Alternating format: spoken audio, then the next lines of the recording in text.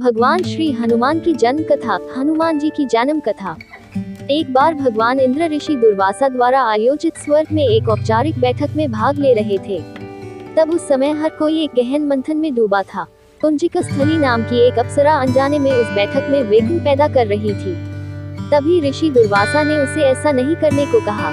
ऋषि दुर्वासा की कही गई बातों को उस अप्सरा ने अनसुना कर दिया। यह देखकर वो नाराज हो गए। तब ऋषि दुर्वासा ने उसे श्राप देते हुए कहा कि तुमने एक बंदर की तरह काम किया है, इसलिए तुम उसी प्रकार एक बंदरिया बन जाओ। ऋषि दुर्वासा के शाप की बात सुनकर अप्सरा को अपनी गलती का एहसास हुआ और वो उनसे रोते हुए क्षमा मांगने लगी। अप्सरा ने ऋषि दुर्वासा से कहा कि हे ऋषि, मुझे क्षमा कर दे। मैं आपको परेशान करने के लिए यह काम नहीं कर रही थी। मुझे इस बात का तनिक भी अंदाजा नहीं था कि मेरी ऐसी मूर्खता का मुझे ऐसा परिणाम मिलेगा। ऋषि दुर्वासा ने उसकी विनम्र विनती को देखकर अप्सरा से कहा कि हे प्रिय, तुम रो मत। अगले जन्म में तुम एक भगवान से शादी करोगी, लेकिन वह एक बंदर होगा और तुम्हारा जो पुत्र होगा वह बंदर ही होगा, जो बहुत ही शक्तिशाली होगा और भगवान श्री राम का प्रिय भक्त होगा। यह सुनकर कुंजिकास्थली ने ऋषि दुर्वासा को नमस्कार करते हुए दिए गए श्राप को स्वीकार किया। तब माता अंजना का जन्म बंदर भगवान विराट से हुआ।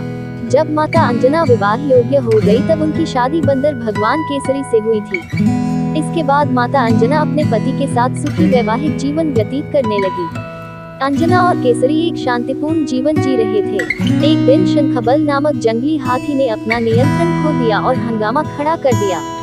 कई लोगों की इस हंगामे में जान चली गई। कितने ऋषि इस वजह से अपना अनुष्ठान पूरा नहीं कर सके। भगवान केसरी श्री शंखबल से बेहद प्रेम करते थे। भगवान केसरी ने अपने प्रिय हाथी को जब मार डाला तो वह बहुत शोक में डूब गए। यह देखकर संतों ने उन्हें यह वरदान दिया कि तुम्हारे घर एक बच्चा जन्म लेगा जो बहुत ही शक्तिशाली और हवा की शक्ति और गति के बराबर रहेगा।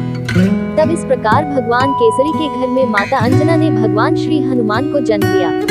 यही उनके जन्म की कहानी है, इसलिए उन्हें अंजनी पुत्र और पवन पुत्र कहा जाता है।